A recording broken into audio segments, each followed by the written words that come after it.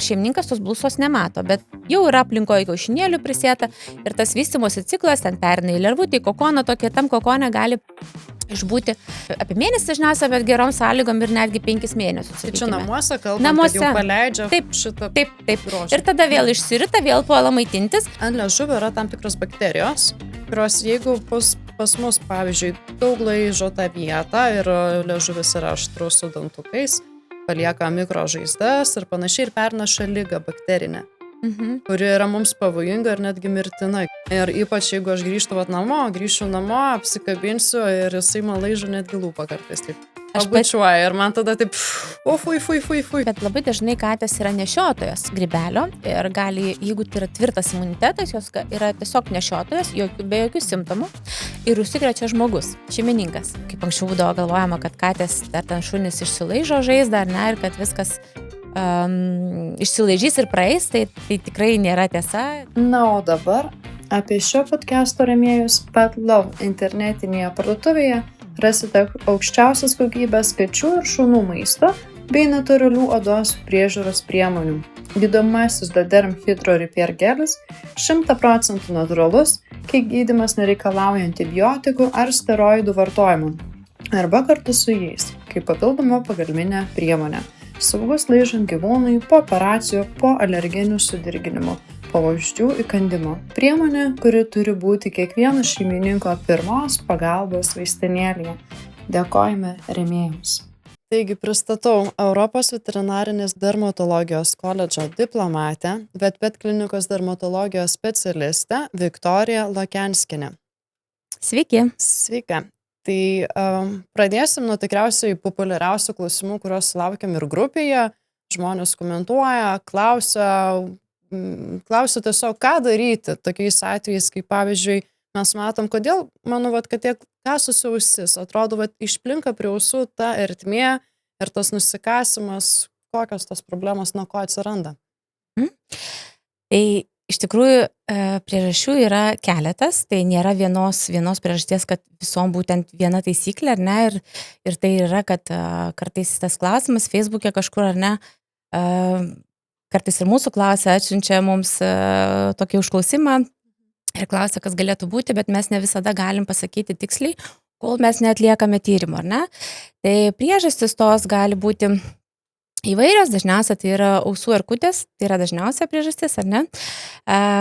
Mes iš tikrųjų, aš asmeniškai labai retai, kada matau šitas erkutės, ta prasme aptinku, nes tai yra pakankamai lengvai gydoma, lengvai diagnozuojama ir bendrosios praktikos gydytojai dažniausia puikiai tą sutvarko ir iki mūsų nedaeina, nes pas mus dažniausiai atkeliauja sudėtingesni atvejai.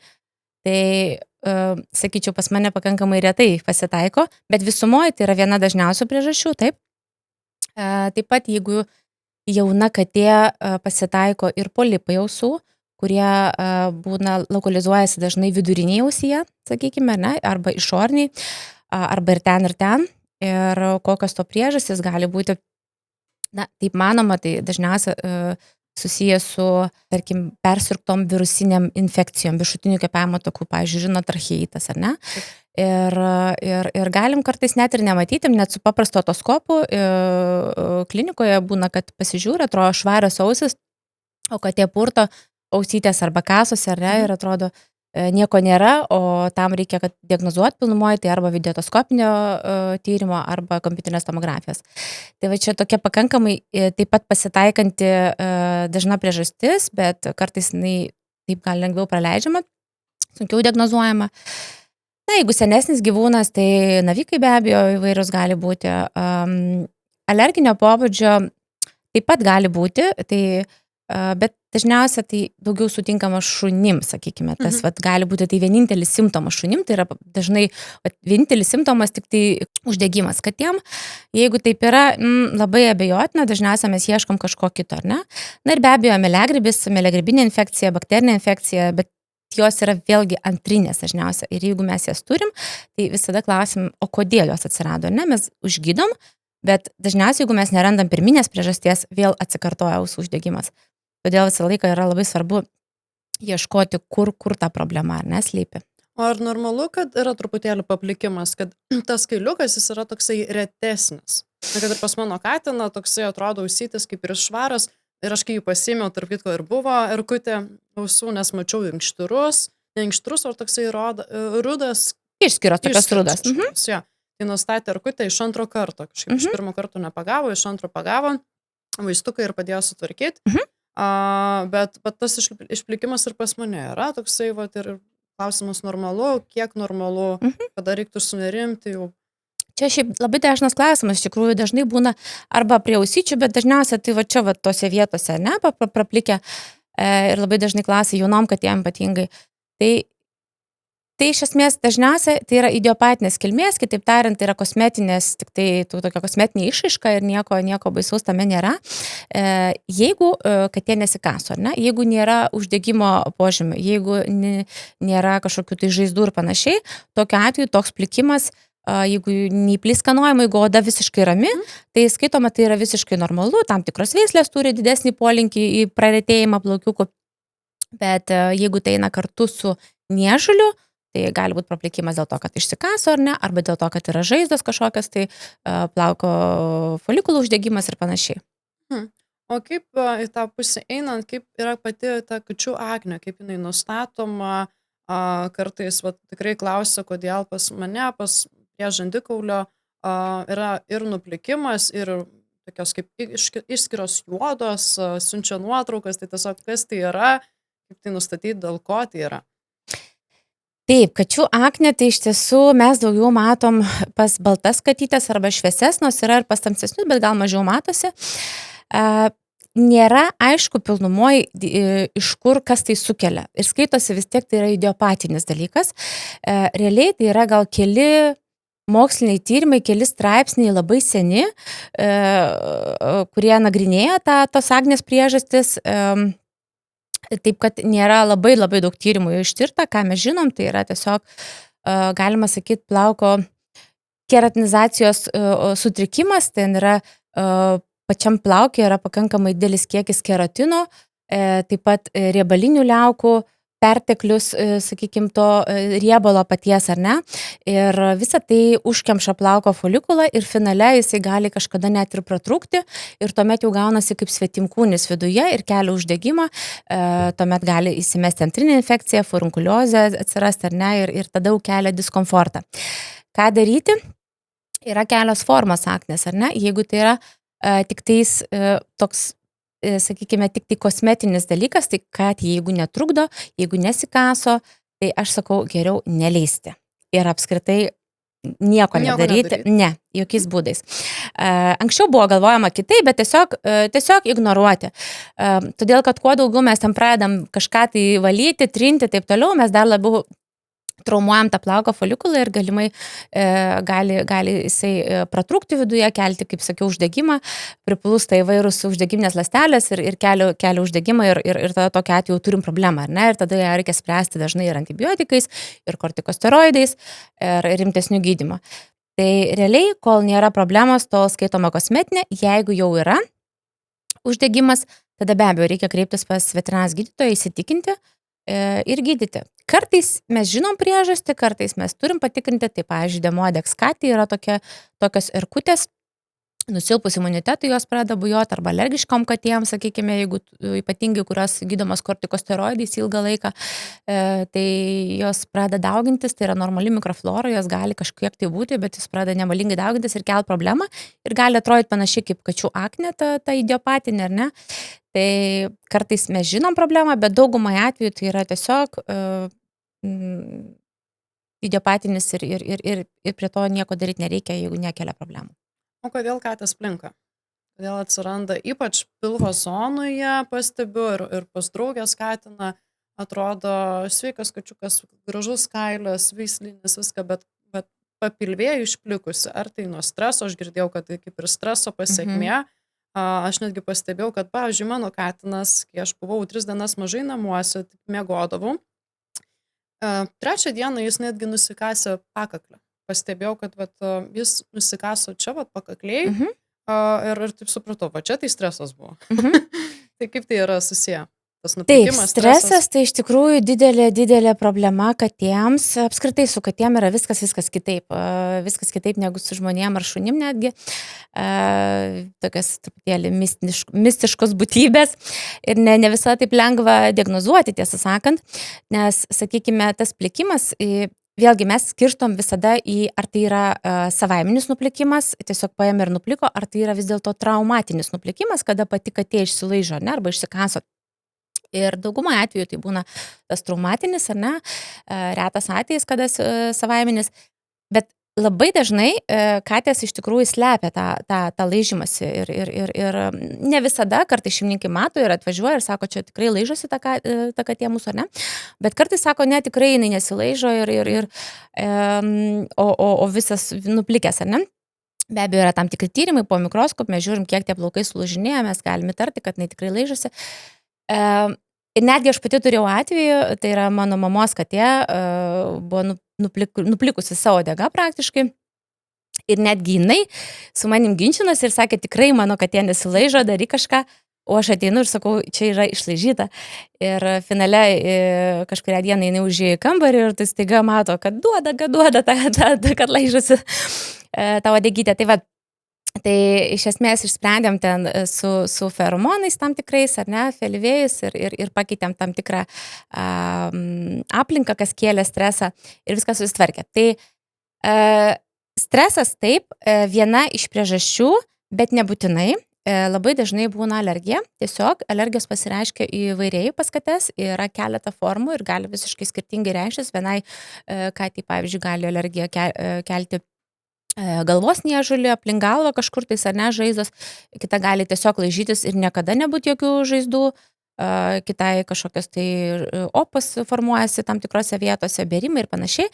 Tai yra viena iš formų, kada katės tiesiog tik tais laižosi, ar ne? Ir va tada, jeigu mes visų pirma užduotis yra įsiaiškinti, ar tikrai čia pati katė laižosi ir jeigu taip, tada jau, o kodėl laižosi, ar ne? Tai va, alergijos viena priežastis, stresas labai didelė priežastis taip pat, o stresuot gali katė dėl įvairiausių priežasčių, apie kurias mes galim net nepagalvoti, kur mum atrodo, tai yra visiškai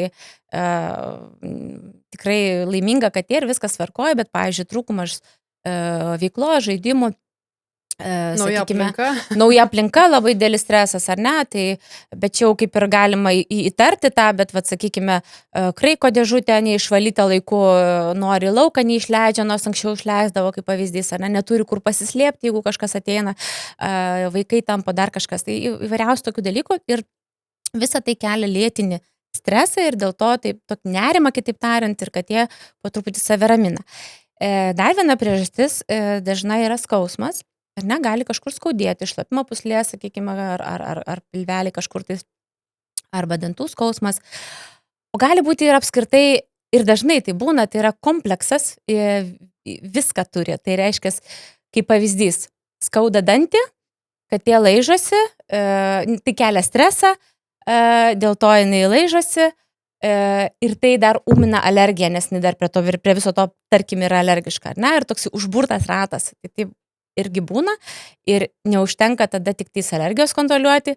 Jeigu mes pražiopsosim skaudantį dantį, tai be abejo niekas nepadės, jokie vaistai. Ar ne? Lygiai taip pat, jeigu streso nevaldysim, vėlgi bus sudėtinga. Tai realiai yra visuma ir čia jau reikalinga be abejo dermatologo konsultacija tokiais atvejais. Ką daryti, kai matom, kad oda pati yra paraudusi, kad tokia atrodo uždegimiška ir neaišku dėl ko? Tai vėlgi maisto alergija kažkokia, kas tai gali turėti? Tai iš tiesų priežasčių yra daug. Vėlgi, tai gali būti ir maisto alergija, bet šiaip jeigu kalbant apie alergijas, tai maistinė alergija yra rečiausiai sutinkama katėms. Ženkliai dažniau yra sutinkamas blusinis alerginis dermatitas arba atopinis dermatitas, kitaip tariamas atopinis kačių sindromas arba atopinis kačių odos sindromas. Tai šitos alergijos yra dažniausias, bet vėlgi tai nebūtinai, jeigu tai yra kažkokie tik tai židinukai ar ne, mes galime tarti galbūt grybelinę kokią infekciją, galbūt parazitai tie patys gali kelti uždegimą odos ar ne, bakterinės kilmės uždegimas ar ne, infekcija, mieliagrybis, vėlgi tai yra antriniai dalykai, tam yra priežastis, dėl ko pradeda daugintis infekcija šita, tai Tų priežasčių vėlgi yra labai daug iš tiesų. O kaip yra su tom blusom? Ar gali užsikrėsti net būnant namuose? Nes dauguma sako, taigi namuose sėdi, čia tikrai negali užsikrėsti, bet tokiu atveju tikriausiai būna, kada yra. Taip, labai dažnai, sako mūsų katė niekada neina į lauką, tai blusų negali turėti, bet tai yra netiesa, tos blusos iš tiesų tikrai susiranda artimiausią šeimininką, kai jom reikia, kaip sakau. Galima ir su batais parnešti, ir jos tikrai lengvai užsikrečia nuo kaimynų šunų, per laiptinės, per bendras ar ne, tai net nebūtina eiti į lauką ir tikrai gali užsikrėsti ir jos tikrai kelia daug problemų. Ir šeimininkai be abejo ne visada mato. Reikia labai daug laiko, kad pamatytų, kad jų yra daug blusų, kad yra blusų invazija, ne? Kaip pastebėti tuos pirmosius simptomus įmanoma? Jeigu alergiška katė, jeigu kalbama apie alergiją, nes du skirtingi dalykai yra, tai yra blusų invazija ir blusinis alerginis dermatitas ir visiškai skirtingai atrodo. Gal galite išsiplėsti apie tai, skiriasi? Tai blusų invazija, tai jeigu katė yra nealergiška ir dažniausiai tai mes matom pas mažus kačiukus, mažus gyvūnėlius, ar ne, sakykime, arba ligotus, kurie ten nesiprausia ir pakankamai greitai mes galim pamatyti tų blusų. Dažniausiai suaugusiom katėms sveikom, kurios prausasi, mes matom, iš tiesų, taip skaitoma yra galvojama, kad apie 5% yra tik tai blusų ant gyvūno kailio, visa kita yra aplinkoj. Tai ne taip ir paprasta jas pamatyti, ar ne? Tai vat, jeigu tai yra blusinis alerginis dermatitas, tai dar sunkiau, tai yra misija neįmanoma.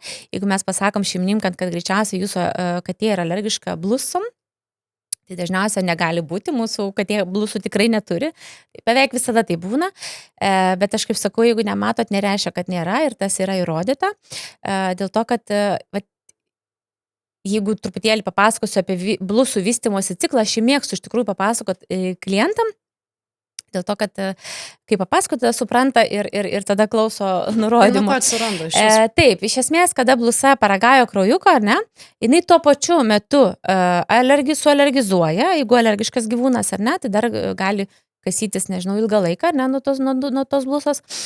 Tuo pačiu metu, kai maitinasi, jinai dauginasi, meta daugybę kiaušinėlių į aplinką, jie yra mikroskopinio dydžio, ar ne, o katė, kadangi jinai yra jautri ir alergiška, jinai labai greitai ją su dantukais tik ir suvalgo, ar ne, ar sulaižo.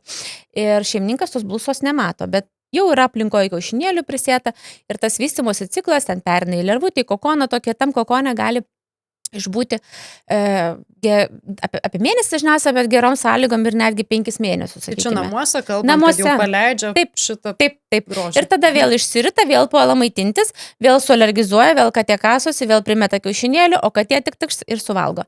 Ir mes tų blusų nematom, ar ne? Bet tai yra viena dažniausia alergijų formų ir visuomet, kada mes įtariam, jo katė yra alergiška, tai pirmoji eilė, ką mes darom, tai tiesiog skiriam nuo blusų. Ir labai svarbu, kad būtų apdoroti visi gyvūnai. Tai yra visi namuose gyvenantis, kad nebūtų ant ko daugintis ir kad po truputį išmirtų iš aplinkos visos blusos, ar ne? Tai reiškia, kas gaunasi, jeigu mes sulašinam lašiukų, ne? Tai ta blusa, kuri išsirita iš aplinkos, puola maitintis, jinai suparalyžiuoja ir numiršta. Ir toliau nesidaugina. Ir tai po truputėlį išmiršta ir pasibaigia ciklas, ar ne? Tai va, tai čia kalbant apie alergijas toks įdomus faktas. O kiek žmonėms yra susijęs su tuo, kad jeigu kačiukas ar ne, turi tą blakę, blusytę ir panašiai, tuos visus parazitus, kiek mes galim to perimti, kiek mus gali įtakoti? Jeigu kalbant apie blusas, tai mes galim, visų pirma, tie pakandžiojimai, kartais kai kurie žmonės netgi yra jautrus, kai kurie žmonės būna irgi pakandžioja, bet būna, pavyzdžiui, aš pastebiu savo praktikoje, ten, tarkim, vyras visas sukandžiotas, moteriai nieko, ar ne, kaip pavyzdys, taip kartais būna, bet didesnė problema yra tam tikrų parazitų pernešimas, tam tikrų bakterijų pernešimas, pavyzdžiui, Dipilidium caninum yra agurkinis kaspinuotis, kur blusos perneša ar ne ir gali užsikrėsti ypatingai maži vaikai, sakykime, ir pats katinas, žinoma, užsikrečia. Tai jau yra, kaip sakyt, pavojinga, arba, sakykime, Bartonella, tokia bakterija, kurią taip pat perneša blusos ir kačių įdrėskimo liga žmonėm vadinama. Vėlgi galima užsikrėsti nuo kačių, o katės nuo blusų. Tai vat, iš tiesų ir yra daugiau retesnių susirgimų, bet iš esmės tikrai mes naudodami priemonės Katėms, ar ne, nuo blusų mes iš tiesų ne tik tai katei darom gerą, ar ne, bet ir save apsaugom, ypatingai, mes turime mažų vaikų, tai ypatingai svarbu. O kaip su bakterijom, toks gal netipinis klausimas, bet esu girdėjus ir klausiau ChatGPT ir norėčiau pasitvirtinti, taip ar ne, kad kai kurios katės, gal ypač laukinės labiau, bet ir kaip naminės skirias, kad ant liežuvio yra tam tikros bakterijos, kurios jeigu pas mus, pavyzdžiui, daug laižo tą vietą ir liežuvis yra aštrus su dantukais, palieka mikrožaizdas ir panašiai ir perneša ligą bakterinę, kuri yra mums pavojinga ir netgi mirtina, girdėjau. Kiek tai yra teisybė, ar tai mitas? Na, tai yra retas dalykas, iš tikrųjų, yra tam tikrų bakterijų, ta pati, Bartonella, bet ten daugiau su nagučiais, galbūt netgi su liežuviu. Dabar galvoju, kokia, sakykime, stabligė, jeigu ant dantukų kartais būna nešiota ir įkanda, kaip pavyzdys, ar ne. Bet ta mikroflora, jinai nėra tokia pavojinga, kad ten lyščels tą katytę, nereikia tikrai bijoti, nieko baisaus.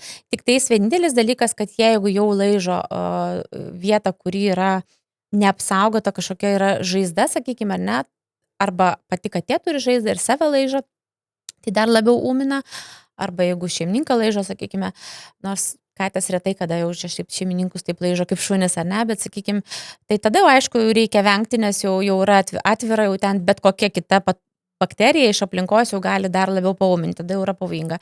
Ir kaip anksčiau būdavo galvojama, kad katės ar ten šunis išsilaižo žaizdą ar ne, ir kad viskas išsilaižys ir praeis, tai tikrai nėra tiesa, dažniausiai tai yra tik paūmina, tik pablogina ir mes dažniausiai stengiamės daryti viską, kad nesilaižytų tuo metu, kai gydoma žaizda. Bet šiaip pergyvent, kad ten lyštels katytę, tai tikrai nereikia ir nėra ko baimintis. Nėra ko baimintis tikrai. Supratau, nes mano mėgsta kartais kaktą ir ypač jeigu aš grįšiu namo, apsikabinsiu ir jisai man laižo netgi lūpą kartais taip. Aš bučiuoju ir man tada taip, fui. Aš pati turiu 3 kates, tai irgi būna visko ir žinau, ką tai reiškia, tai nepergyvenu. Nieko tokio. Ne. O kaip dabar tas sezonas alergijų su žiedadulkėm? Katės gali turėti tai? Ar ne? Taip kaip ir žmonės, taip kaip ir šunys, taip ir katės turi sezoninę alergiją, ne, tai priskiriama prie kačių atopinio sindromo. Tai jinai gali būti sezoniška, gali būti nesezoniška. Jeigu nesezoniška, tai dažniausia priežastis namų dulkių erkutės.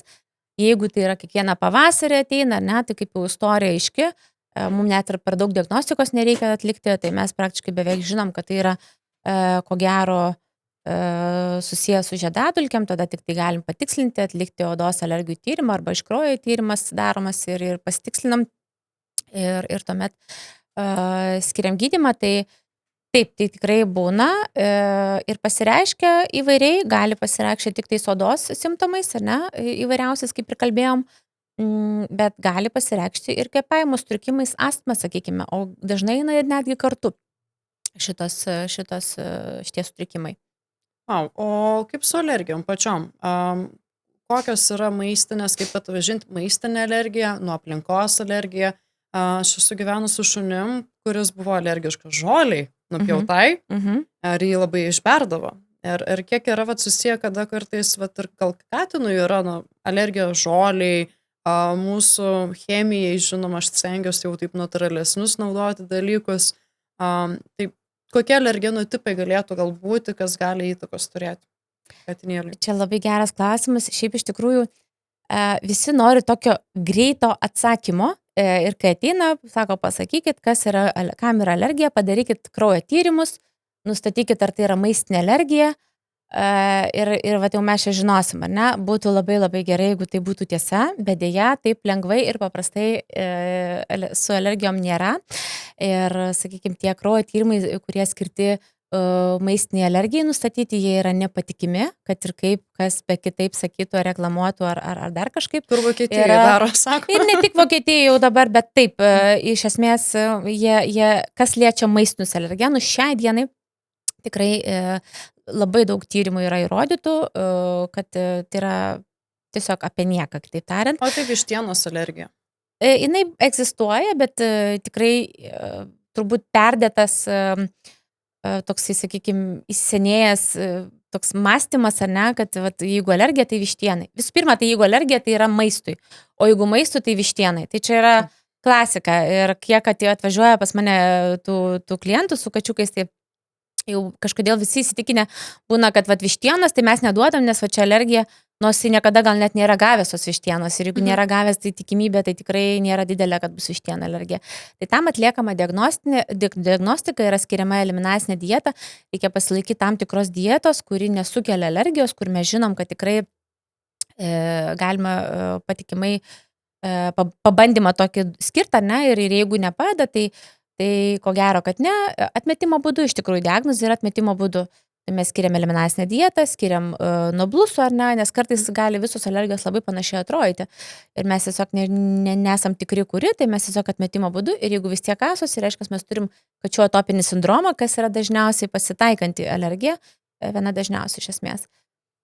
Ir maistinė alergija tai tikrai nėra tokia dažna, kaip yra galvojama. Ir nėra taip lengvai diagnozuojama, kaip yra galvojama. Galiu aš tą vištieną duoti, jeigu nematau problemų. Be abejo, tikrai nes aš stengiuos net nepirkti. Ne, tikrai gali duoti, tikrai, tai yra visiškai mitas. Jeigu neturi tokio netgi, kaip sakyti, nes tai yra ir genetika, ir tai yra aplinkos faktoriai, tai yra labai daug kas lemia tą alergijų išsivystymą, jeigu neturi, kad jie polinkio, tai jūs gali čart, ko norit, niekada neišsivysys. O jeigu yra polinkis, tai išsivysys ir žuviai, ar nežinau, jautieną, ar ką kitą duosit, vis tiek anksčiau ir vėliau išsivysys greičiausiai. O tai ką daryti, kaip apsaugoti tą gyvūnėlį? Aš stengiuosi miksuoti tą maistą, tai aš, pavyzdžiui, bent jau sausą duodu, tokį jau kokybiškų, už 20 €, jau pats brangiausias, jau gal bus gerai, o tada šlapia visien, jau tas maksiminius. Ir tada bandau balansuoti tarp to ir galvoti, kaip čia dabar tokį duosiu, tokį, bandau duoti visko miksą. Šiaip labai gerai, iš esmės tai jeigu kas nors atsakytų į tą klausimą, ką daryti, kad nebūtų gyvūnas alergiškas, tai mes tiek problemų neturėtume. Mane ir su žmonėm turbūt tas pats, jeigu mes tiksliai žinotumėm, kaip atsakyti tą klausimą. Yra labai daug tyrimų daroma šitą kryptim, ta higienos hipotezė vadinama, sakykime, va čia yra studijos atliktos tiek su žmonėm, tiek ir su šunim galbūt, bet aš manau, kad jiem tas pats, sakykime, kaime gyvenantys šunys, kur didesnė bakterijų įvairovė, bakterijų, grybelių ir viso kito, tai jie serga ženkliai mažiau negu kad steriliai laikomi šunys, miestiečiai, šunys, kurie valgo įvairų maistą jaunystėje, labai svarbu nuo mažens, ne, kad kuo įvairiau, be abejo, ten per daug irgi negalima privairinti, bet iš esmės ir tą ne tik sterilų maistą ir nesterilų, kad valgytų įvairiausiai, tai irgi mažina mažėja tikimybė vėliau susirgti alergijom, ar ne? Tai yra, bet nėra iki galo pilnumoje įrodyta ir vis tiek netgi ir laikantis tų taisyklių kartais vis tiek gali susirgti, nes tai yra visuma, tai yra ir genetika, tai yra aplinkos faktoriai, tai yra kirminai, netgi vat įdomus faktorius, visai buvo galvojamas tais kirminais, pasirodo, jeigu turi kirminų askaridžių, sakykime, ne, tai netgi yra kaip apsauginis faktorius. Netgi nėra tai blogai, jeigu persirgo kirminais, apsaugo nuo vėlesniam etape, nuo alergijos, nuo mūdligerkiam patingai taip. Tai toks yra, vėlgi, mokslas eina į priekį, gali vėl kažkas pasikeisti, nes kiekvieną kartą mes išmokstam vienai, paskui perskaityti straipsnį jau ateina kitaip.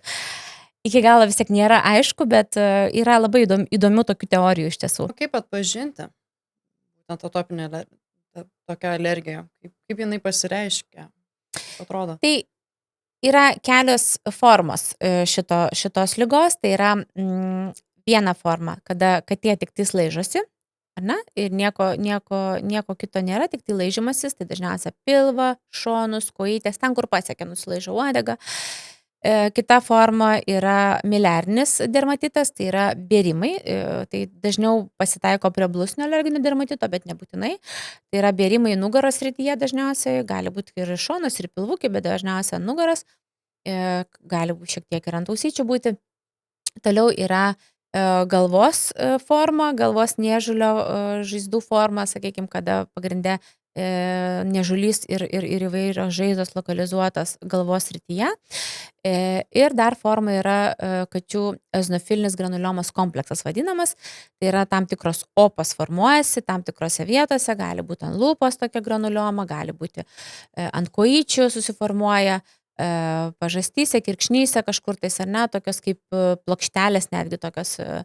Tai irgi viena iš formų alergijų. Tai labai skirtingai negu kad šunys, žmonės, kaip ir sakiau, tai yra visiškai viskas labai skirtingai. Mes tikrai tiek daug net nežinom apie kates, kiek apie šunis, sakykime, ir kodėl taip yra, vienom taip, bet mes žinom, kad kaip jas gydyti, ką su tuo daryti, tai yra turbūt svarbiausia. Kaip gydyti alergijas?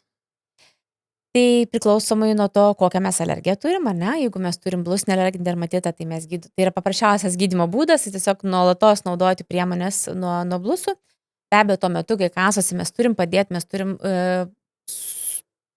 sumažinti tą ciklą tokį kasimuose, ar ne? Ir mes turim skirti tam tikrus vaistus nuo niežulio, bet ilgalaikį perspektyvų yra jau tokiem gyvūnam nuolatos nuo blusų yra taikomas priemonės, ar ne? Tai nesvarbu, ar jis eina į lauką, ar neina, turi gauti kiekvieną mėnesį visą likusį gyvenimą.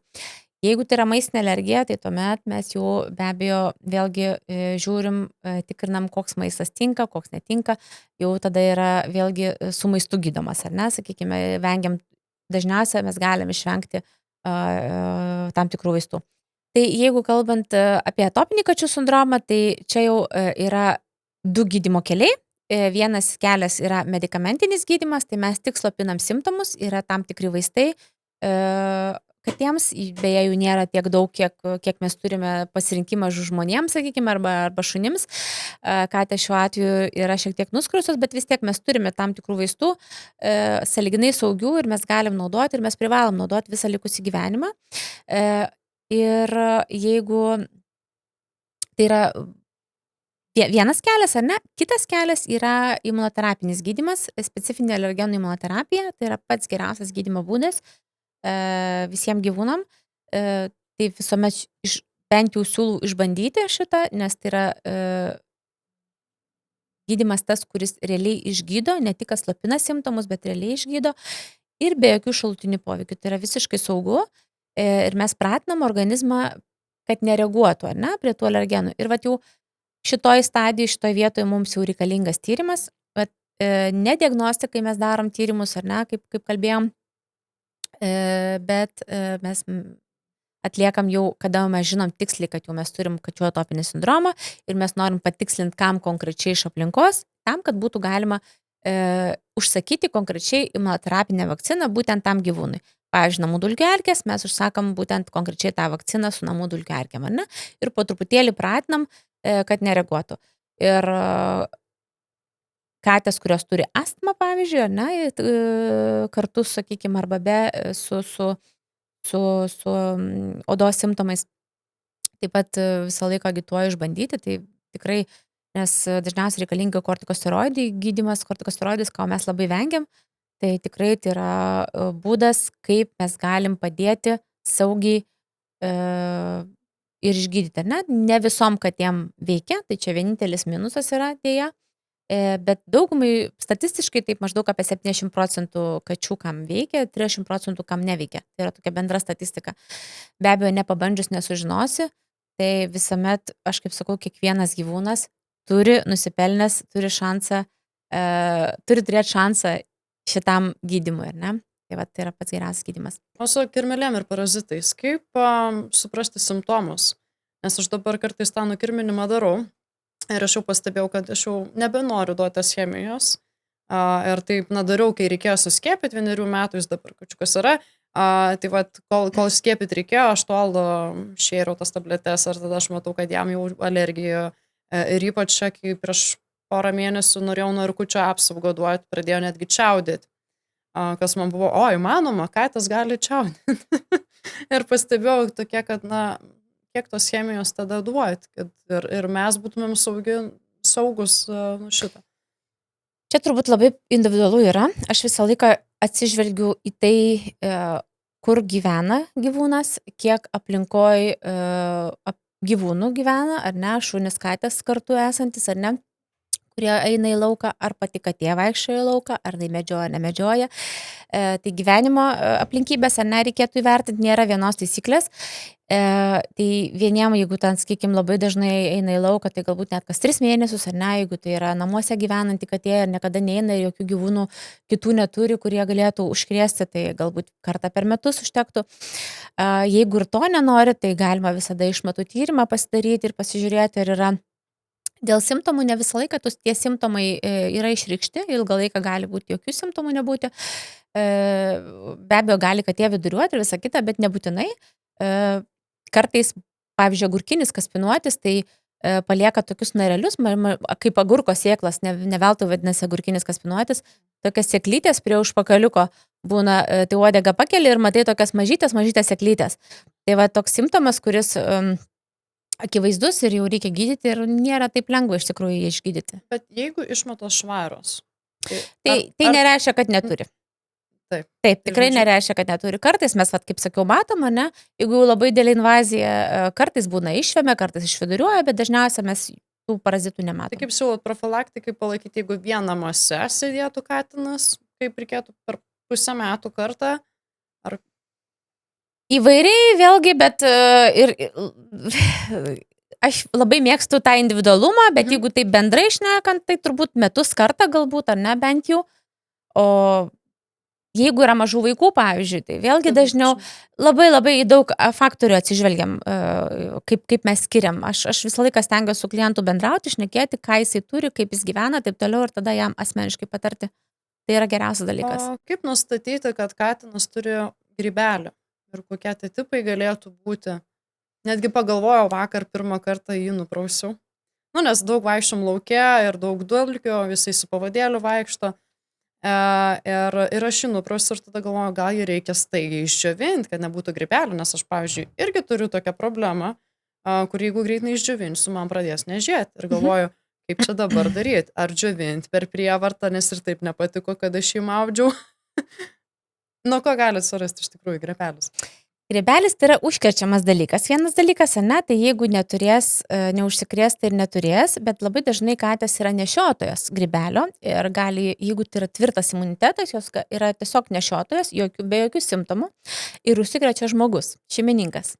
Ir būna taip, kad atvežo katiną pas mus ir sako, patikrinkit, ar neturi mūsų katė grybelio, nes mes čia turim įvairiausius pažeidimus ir mums liepia patikrinti katiną, ne? Tai būna ir tada tokiu atveju tenka ir gydyti tą katytę, net jeigu jinai nėra serganti. O jeigu jau suserga, tai simptomai įvairūs, dažniausiai tai būna kažkur snukio srity, letenėlės, ten, kur labiausia kontaktuoja. Apvalūs riboti išplikimai, šiek tiek paraudę, gali būti šiek tiek pliskanoti, tokios kaip mini žaizdelės, bet gali būti labai lengvai, tik tais pleiskanėlės, lengvas paraudimas gali būti lengvas paplikimas. Diagnostika tai yra pasėlis, bet kartais yra speciali tokia vudo lempa, tam tikri grybeliai šviečia specialiai, taip fluorescuoja žaliai, bet ne visi. Tai tik tais kartais palengvina, bet tai nėra specifinis tyrimas. Taip kad taip jau mes galim įtarti, ne, kad yra grybelis, bet vis tiek patvirtinti turėtų veterinaras gydytojas. Jeigu aš pastebėjau, kad mano šuns galėjo suintensyvėti grybelis, aš jau turėjau, pasirodo, ar tada pasiskatino, bet dabar ar aš tą patį savo grybelį, pavyzdžiui, galvos grybelis ar ne odos, seborėjinis dermatitas, ar aš galiu katiną užkrėsti, ar gali mane pradėti labiau alergizuoti, jautrėti? Labai skirtingi grybeliai, apie ką mes šnekam, nes jeigu yra patogenis grybelis, pavyzdžiui, katėm yra mikrosporum canis, yra toks grybelis, kuris pakankamai sunkiai gydomas, sunkiai išnaikinamas, mėto sporas gali aplinkoje iki 18 mėnesių netgi išbūti, ar ne, ir išgydai katę, vėl prisiliečia, vėl užsikrečia ir pasaka be galo, tai kartais yra reikalų, kad pagydyti, ne? Tai yra toksai grybelis, o jeigu mes kalbam galbūt apie melegrybį, šunis, tarkim, turi melegrybį, tai yra nuosava mikroflora, nepatogeninė ir negali užsikrėsti kiti šunis ar katės, tai yra jo nuosava mikroflora, kaip ir mes turim tą patį melegrybį tam tikrose vietose, šiek tiek nedėlį kiekį. Taip ir katės, taip ir šunis ir kartais jos daro, tas mieliagrybis daro kažkokią problemą, ar ne? Pastebėjau, kad didelę smarvę turi. Taip, pavyzdžiui, šunim labai dažnai tarpupešiuose arba ausyse uždegimą kelia, bet tai vėlgi susiję dažniausiai su alergijom ar kitom kažkokiam imunosupresiniam lygom. Bet jeigu šuo yra sveikas, tai tas mieliagrybis yra normali mikroflora ir jis netrukdo ir jo mes nematom Ir ir to nekelia kvapo nėra. ir to kvapo ir nėra. Taip. Toliau, kaip yra bakterinio odos uždegimo simptomai?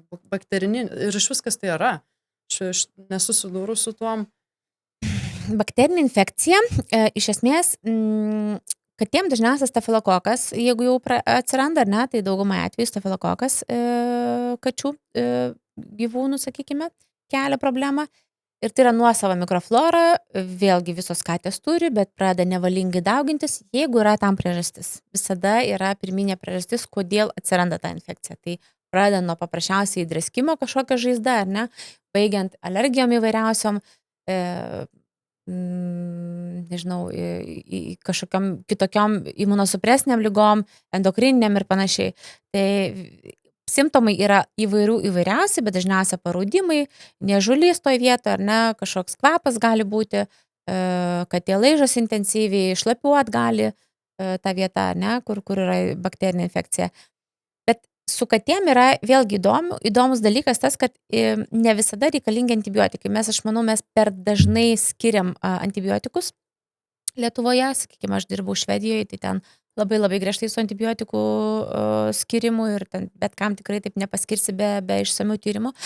Pas mus truputėlį Lietuvoje dar yra į kairę į dešinę skiriami antibiotikai, taip neturėtų būti, bet su katėm tai tikrai dažnai tų antibiotikų net ir nereikia. Sukontroliavus pirminę priežastį, pavyzdžiui, alergiją, ta infekcija net ir dingsta. Tuo tarpu šuniui, pavyzdžiui, ne visuomet tai pavyksta įgyvendinti, dažniausiai reikia kažko tai bent jau vietiškai kažkokio antibakterinių priemonių. Su katėm būna, kad pavyksta ir be jokio papildomo gydymo netgi ir taip. O ar žmonės gali užsikrėsti odos infekciją nuo kačių? Kažkokį turim. Ne, dažniausiai mes nepergyvenam, nereikia bijoti, jeigu katė visa žaizdota, būna atveža, taip toliau. Aišku, tam tikrų higienos, kaip sakyt, priemonių reikia imtis, ar ne, ir ten labai žaizdą nesitrinti, jeigu mes turim kažką tais, ar ne, kad neužsikrės, bet iš esmės vis tiek mūsų odos barjeras yra apsauginis ir tų bakterijų yra visur, ne tik tais ant katės, ar ne, bet kad ir kur mes beeitumėm, ar prūdą kokį lipsim, ar ne, ten krūva bakterijų ir nieko mums nedaro, ne, lygiai tas pats ir kačių. Dažniausiai reti atvejai, kada reikia truputėlį pasisaugoti, bet daugumą atveju tai yra neužkrečiama. O kaip yra, kai atsiranda pas kates, pavyzdžiui, pradėsiu nuo situacijos. Išėjome lauką, po poros laiko matau nuplikusi oda, pastebėjau, šašiukas, žiūriu, erkutė maža, tokia, ta mažoji ta erkutė. Lauko erkės. Ištraukiau viską ir po to gyja, auga tas kailiukas ir tai tas nuplikimas iš vis labai sunkiai augo, kokį visą mėnesį, kol ataugo kailiukas ir daugiau, bet po odos pasiliko ir pats gaziukas. Taip, kiek tai laiko būna. Normalu, kad išgytų tai? Tai būna, tai tiesiog tai yra vietinė reakcija, kai kuriem gyvūnam tai būna, šunim ir katėm tiesiog sureaguoja į tą įkandimą ir tiesiog priplūsta vėlgi įvairios ląstelės, neutrofilai, makrofagai, taip toliau, kaip į kokį svetimkūnį sureaguoja, ar ne, ir formuoja tą guziuką. Tai yra sterilus uždegimas, pergyventi dėl to nereikia.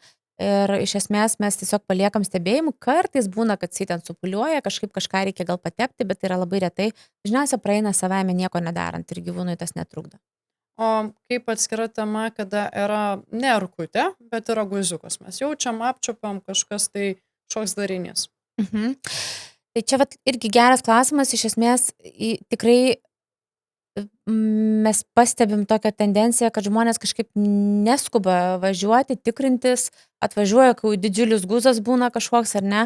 Tai va tas nėra labai gerai, kaip ir savo, bet kokį guziuką pavadinį, jeigu mes turime, mes važiuojam tikrinti ar ne, nepaliekam stebėjimų, net jeigu jisai mažiukas, taip ir gyvūną mes privalom. Ir ne visada koreliuoja. Kartais gali būti didelis kažkoks guzas, bet jis nieko blogo ten jame nėra, o kartais gali būti labai mažiukas ir jisai kažkoks yra piktybinis. Tai mes visus guziukus privalom tikrinti. Tai pirmiausia, tai yra labai toks nekaltas paprastas tyrimas, plonos aortos aspiracija, vadinama įvedama datėlė ir iš karto žiūrim po mikroskopu citologiškai, kokios ląstelės vyrauja ir jeigu vis tiek neaišku, tada jau biopsinis tyrimas seka, histologijai siunčiama. Ypatingai jeigu įtariam kažkokį piktybiškumą ar dar kažką, bet mums visuomet reikia žinoti maždaug, ką mes turim, kad žinot, kaip šalinti, ar plačiai, neplačiai, tai taip, kad tiesiog pamatom ir iš karto operuojam, stengiamės to nedaryti, prieš tai bent įsitikinti, kas ten daug maž galėtų būti ir panašiai. Tai iš esmės tikrai visus guziukus reikia tikrinti. Tai gali būti ir vėžys, ir nevėžys? Taip, tai gali būti net uždegimas, tai gali būti abscesas, tai gali būti nepiktybiniai įvairiausių dariniai, ar ne, karputės kažkokios, tai bet kas, bet gali būti ir vėžiniai. Tarp kitko, pavyzdžiui, kad jiem netgi žaizda, ilgai gyjanti žaizda yra tokia plokščialąstelinė karcinoma, kuri atrodo kaip žaizda. Dažnai lokalizuojasi kažkur tais ant snukučio, prie nosės, ant ausyčių galų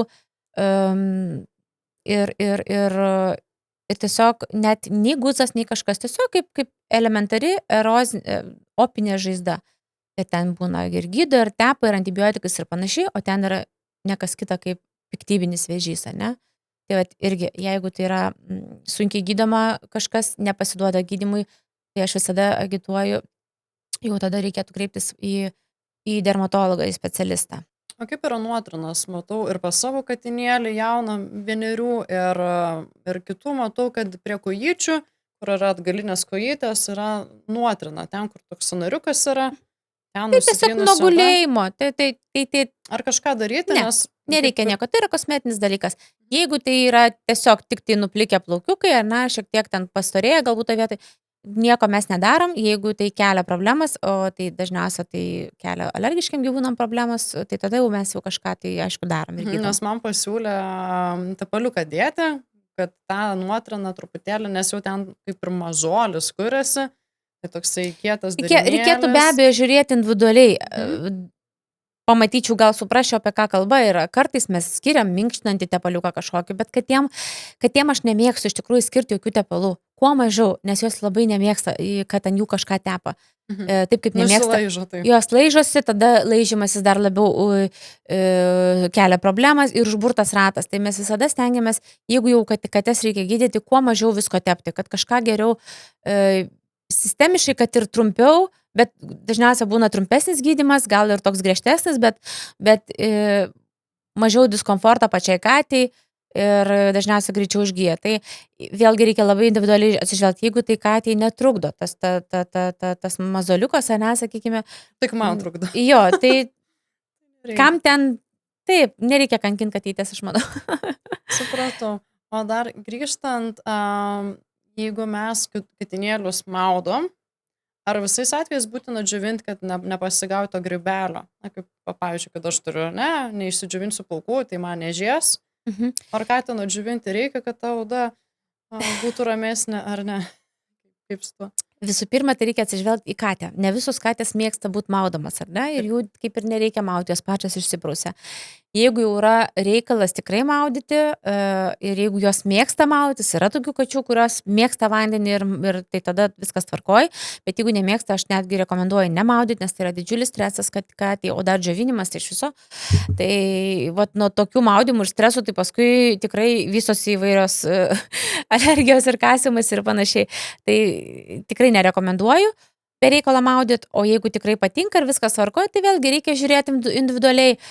Jeigu tai yra vasara, galima šiek tiek su rankšluostuku pradžiovinti ir nieko baisaus ir paleisti, nes vėlgi reikia žiūrėti, ar nebijo to džiovinimo, nes, įsivaizduokit, prikišt feną katei ir džiovint, Taip, mane stebi iš to, Nežinau. nesuprantu. Nežinau, ar katėms tai patinka. Aš tai už tai esu, kad kuo mažiau stresinti tas kates. Kuo mažiau, tuo geriau.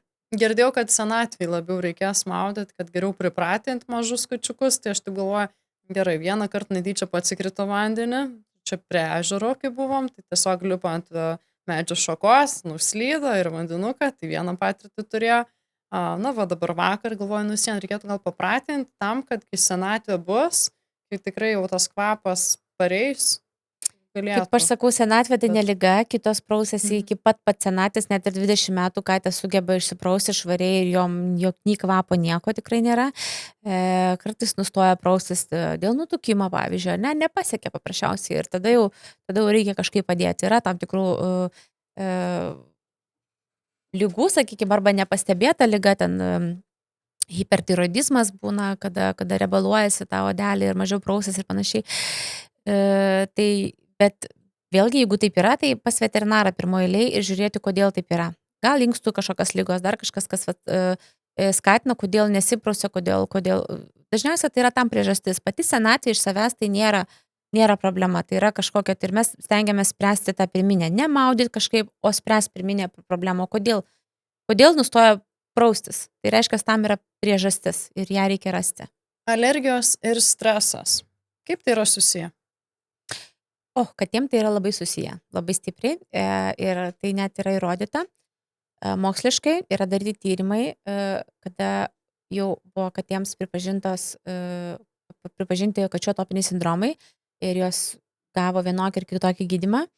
Ir tuomet su tom katėm buvo atliekami tyrimai, tai reiškia, atvykdavo specialistas, kačių behavioristas, užsienį labai populiaru, pas mus dar nėra tai populiaru, tai elgesio specialistai, kurie labai gerai pažįsta kates, atvykdavo į namus, žiūrėdavo, ko joms trūksta, ar jos galėtų stresuoti ir panašiai, pakeisdavo aplinką pagal tai, kaip turėtų būti, šeimininkams rekomenduodavo, pakeisti, ko trūksta, ką dadėti, ką nuimti, dėl ko gali stresuoti ir panašiai, ir tikrai didelė dalis kačių arba pasveiko, netgi visiškai be jokio gydymo, arba tiesiog galėjo sumažinti vaistų kiekį, negu kad prieš tai buvo duodami. Tai tikrai tai yra įrodyta, kad tai nėra vien tik tais alergija, ar ne, kažkur tais iš aplinkos kažkokie alergenai, bet dar ir stresas labai labai didelį įtaką daro. Ir mes visą laiką, aš visuomet stengiuosi aptarti su šeimininkais tos dalykus, kad gerai, mes gydom iš savo pusės, bet jūs turite ir iš savo pusės susižiūrėti, tos įvairiausius dalykus, ar ne? Ir dar viena patirtis, kurią galėčiau papasakoti, teko gydyti katinėlį, kuris gyveno prieglodoj, jis turėjo grybelį, buvo užsikrėtęs, ar ne? Ir dėl to jisai buvo atskirtas nuo kitų gyvūnų ir jisai gyveno tiesiog mažam narvelyje, tamsoj kažkur tais. Ir jisai be proto kasėsi, jis draskėsi visur ir praktiškai mes turėjom labai didelį iššūkių gydyti jį ir nuo to niežulio ir tą grybelį, nes grybelio gydymas taip pat labai priklauso nuo imuninės sistemos ir jeigu katė stresuoja ir labai nustilpęs imunitetas, tai reikia daugiau ir vaistų ir sudėtingiau gydyti. Bet prie grybelio taip nesikaso, ne? Tai reiškia, jeigu gyvūnas turi grybelį, retas atvejis, retai kada niežti, dažniausiai tai yra tik tai plikimai kažkokie žaizdelės, bet jeigu niežti tai nedaug, o ten tas katinas labai stipriai draskėsi ir aš įtariau arba stresinės kilmės, arba kačių atopinį sindromą, mes atmetam parazitus, mes atmetam maistą. Ir arba tai tiesiog tik tai stresas arba kombinacija. Ir tiesiog rekomendavau žmonėms prieglaudos savininkams ar ne, darbuotojam, kad šita katė turi eiti keliauti kažkur tais į namus. Taip. Ir vėlgi užtruko laiko, kol surado namus, kur nėra kitų gyvūnų, kad neužkrėstų grybelio, ar ne. Bet su ta diena, praktiškai su sekančia diena, kai rado namus, katė praktiškai pasveiko. Apsiramino, nustoja kasytis ir tas grybelis pradėjo tvarkytis, viskas susitvarkė. Tai vat antiek tai yra stresas katėms labai dėlė. Šunims taipogi stresas ūmina alergijas, bet katėm tai yra ypatinga ir kartais tai yra pagrindinis dalykas ir kartais yra sunku suprasti, ar tai yra tik tai stresas, ar stresas su alergija kartu eina. Kaip pat, sakykime, šiuo atveju buvo tik tai stresas, ko gero, ir be jokios alergijos, ar ne, nes viskas susitvarkė ir praėjo. Tai, o atrodė tikrai kaip kad alergija, nes kasimaisi braižas vietos tos visiškai tokios pačios kaip kačių atopinio sindromo. Tai ne visada taip lengva ir tą labai svarbu išsiaiškinti visą anamnezę, visą gyvenimo istoriją, kaip, kas, kodėl, kad suprasti, ar tam gyvūnui skauda. Ne vis laikas nepasakys, ar ne, tai čia mūsų darbas yra išsiaiškinti, ar jisai stresuoja, ar jam čia niešti, ar kas darosi, ar ne. Tai labai dažnai būna ir kombinacija, ir tas, ir tas. Taip galima sakyti, kad katės yra kur kas jautresni gyvūnai, ar ne? Tikrai taip. Ir jas iš tikrųjų sunkiau gydyti negu šunis. Bent jau taip visi dermatologai teigia. Atrodo, jų netgi ir psichologija yra sudėtingesnė. Taip, ženkliai sudėtingesnė. Bet įdomu, iš dalies yra įdomu, be abejo, kai tu matai pasveikusi gyvūną, tai yra pati didžiausia turbūt palaima darbe, kai matai, kad gali padėti. Tai yra ypatingai, kai nieks nepadėjo, kada jau labai užsitęs ir atvažiuoja ir pavyksta išgelbėti ir kažkaip padėti ir šeimininkų šypseną veidę, tai yra viskas, ko daugiau reikia iš esmės. Jeigu buvau pas dermatologę pati, katinėlis, jisai jau buvo nusikasęs odą nuo erkutės, galvojau kažkaip blogai čia atrodo, gal reikėtų pasitikrinti ir rekomendavo steroidus. Visų pirma, kas tai yra, ar tai skiriasi nuo žmonių steroidų? Tai yra tie patys steroidai, tie patys gliukokortikoidai, taip vadinami, kurie skiriami žmonėm. Dažniausiai šeimininkai labai bijo iš tų vaistų ir aš taip pat nesu labai faina jų skirimo ilgalaikį perspektyvai, bet trumpalaikį perspektyvai, kada yra stiprus paūmėjimas, tai yra praktiškai, kad tiem vieninteliai vaistai, kurie veikia, tam, kad nuraminti viską, o paskui jau palaikymui mes jau skiriam saugesnius vaistus ir ieškom saugesnių alternatyvų, jeigu kalba eina apie ilgalaikį gydymą, jeigu mes žinom, kad reikės visą gyvenimą gydyti arba ilgą laiką, ar ne? Tai tikrai mes vengiam tų steroidų, ypatingai injekcinių formų, injekcinių netgi iš vis praktiškai beveik niekada nenaudojam, nes tai yra didžiausia, sakykime, imunosupresija, daugiausia šalutinių poveikių turi ir sunkiausia išimti iš organizmo, kitaip tariant, neįmanoma, jeigu kažkoks šalutinis poveikis, tai suleidai mėnesių ir mėnesį turi, ne, tą šalutinį ar tam kažkokį poveikį. Tai vengiam labai, jeigu jau skiriam, tai skiriam tabletėm dažniausiai, bet vėlgi stengiamės trumpam. Iš kitos pusės nereikia labai steroidų bijoti, nes katės, jos turi mažiau receptorių negu kad žmonės ir, ta prasme, jos nėra tokios jautrios tiem steroidam kaip žmonės. Tai, sakykime, žmonėm pakankamai greitai išsivysto kažkokie šalutiniai poveikiai nuo steroidų. Šunim priklausomai nuo veislės, gali vieniems šunim, vienas jų veislės labai jautrios ir greitai atsiranda šalutiniai poveikiai, kitiem ilgiau, o katiem lėčiausiai. Reikia ilgai duoti arba didelėm dozėm, kad kažkas atsitiktų. Tai pirmas, koks dažniausias šalutinis poveikis yra, tai cukrinis diabetas, ar ne, vystosi. Tai be abejo, jeigu jau skiri ilgalaikį perspektyvą, reikia tikrinti kraujo tyrimus nuolatos, ar ne, kepenį žiūrėti, organų veiklą, ar neturi kažkokių kitų gretutinių ligų, nedaug dievė, ne, inkstų, pavyzdžiui, nepankamumo, tai gali paūminti širdies ligos kažkokios, tai vėlgi gali paūminti, tai reikia labai atsargiai. Bet jeigu gyvūnas yra sveikas, tai tam tikrą laiką steroidų skirti tiesiog kartais yra būtina ir negali apsieiti. Tai labai labai priklauso, bet mes visuomet stengiamės skirti kuo trumpiau, tiek kiek įmanoma ir tada jau ieškoti kitų alternatyvių vaistų. O kaip atpažinti, pavyzdžiui, kada yra plaukagraužis? Na, pavyzdžiui, pas mano katinėlio ausis truputėlį atrodo yra labiau nuplikusios negu kada jį aš pasiėmiau. Tai atrodo, erkučių jau išgydyta, nieko jau ten nėra, nuo visų parazitų duota. Tiesiog tai yra toksai nuplikimas, kuris jisai yra ir yra. Tai yra nieko nepadarysim. Nieko nepadarys, tai yra kosmetinis dalykas. Jeigu yra plaukagraužiai, tai jie visų pirma lokalizuojasi ant gyvūno odos ties nugarą daugiau, ar ne, ties kailių, ne prie ausų. Ir juos galima plika akimi netgi įsižiūrėjus pamatyti šiek tiek tokius mini taškiukus. Niešti, nežulys, ar ne, yra pliskanojimas kažkoks, tai yra praplikimai kažkokie, tai yra tikrai ryški simptomatika.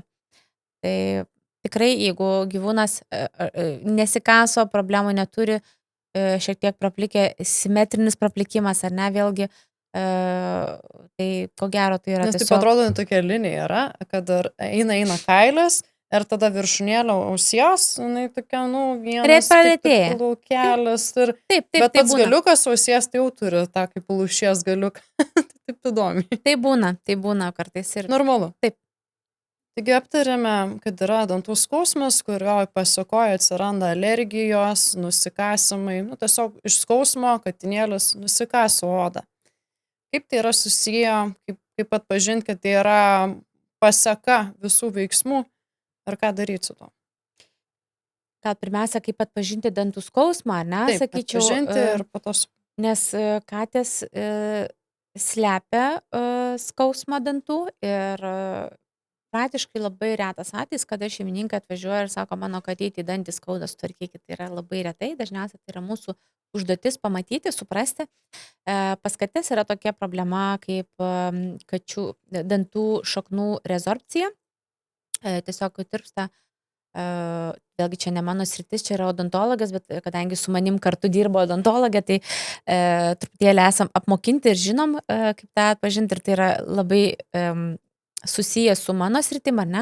Nes jeigu katį skauda, tai jinai, taip, užburtas ratas, jinai kažkaip stresuoja, tada iš streso kasosi ir tai vis užburtas ratas, ar ne? Tai mums yra svarbu į tai atkreipti dėmesio. Bet kartais netgi vizualiai žiūrint, net atrodo minimaliai dantina, tik tai paraudusi ir net kartais nėra jokių net apnašų. O atlikus rengeninį tyrimą matom, kad tai yra šaknies rezorpcija ir tai katei yra labai labai skausminga. Ir tokį dantuką būtina tvarkyti, ne? Tai vat reikia nepamiršti dantis ir pažiūrėti ir patiem ir paprašyti veterinarijos gydytojo, kad pažiūrėtų, jeigu netyčia jisai gali per skubėjimą, per kažkokį užsikalbėjimą pamiršti, ne? Tai tiesiog priminti, kad pasižiūrėtų. Be abejo, kaip sakiau, ne visada užtenka pažiūrėjimo, kartais atrodo visiškai neblogai, tie dantis, kol neatlieki rentgeną. Tai yra tam tikri kriterijai, ką mes vertinam, kada jau tikrai siunčiam pas odontologą, kada dar galima palaukti, bet kartais labai labai minimalus uždegimukas, o problema yra didelė, tai ne visą laiką tai vėlgi koreliuoja. Kalbant dar apie burną, tai burnoj būna pas kates eozinofilinė granulioma, ta pati, ar ne, Kas tai yra? nuo alerginio pobūdžio. Tai vat yra ne tik tais oda, bet ir liežuvis netgi kartais kenčia, kartais net ir ant liežuvio atsiranda arba ant lūpos tokie kaip išapėjusios išaugos, tokios patinimai tokie, ar ne? Ir tai yra susijęs su alergijom taip pat. Be abejo, reikia tikrinti, bet dar kartą vėlgi noriu pabrėžti, kad pažiūrėti patiems šeimininkam, nepatingėti, pažiūrėti, patikrinti į burną, karts nuo karto įlysti, dantukus patikrinti, liežuvį patikrinti, atidaryti tiesiog ir pasižiūrėti.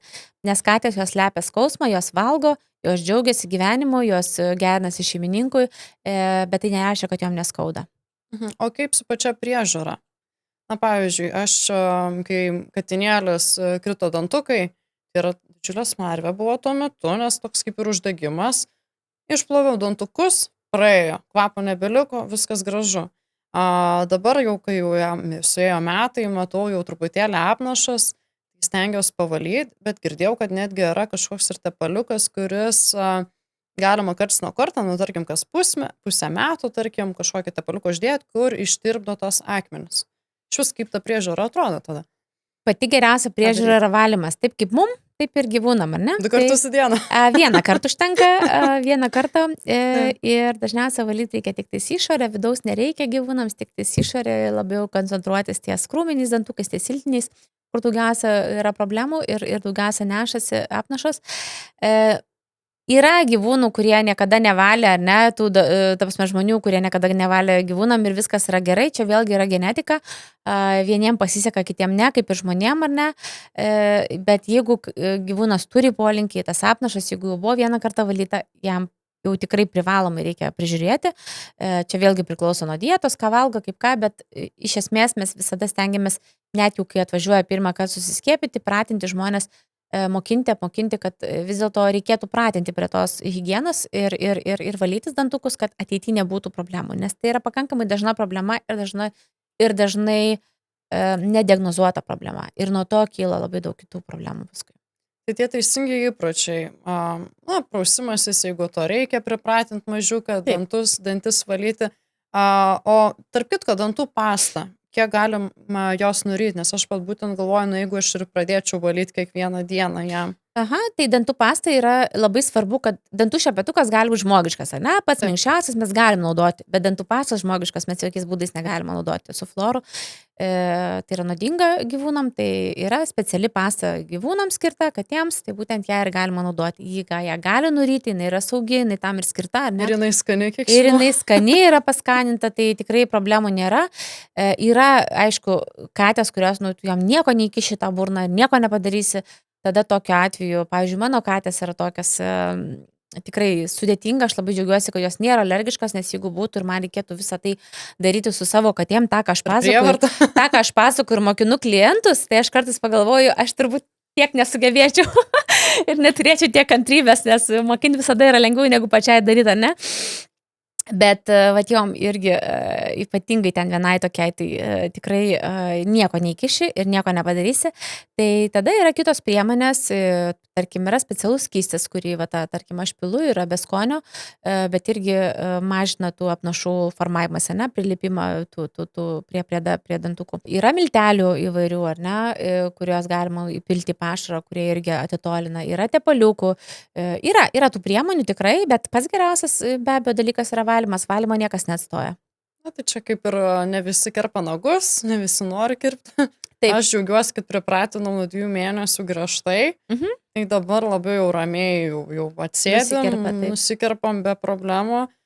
Dantukus valyti jau irgi be problemų, kailį, truputėlį pasinervina, bet viskas tvarkoja. Audinės irgi visai jau taip viską pripratinu, atrodo, per metus taip jau ramiai. Bet pagalvoju, kad jeigu vėlesniam amžiui, tai tada nėra kaip durti ir tikriausiai tada jau reikia užmigdyti tam, kad išvalyti akmenis.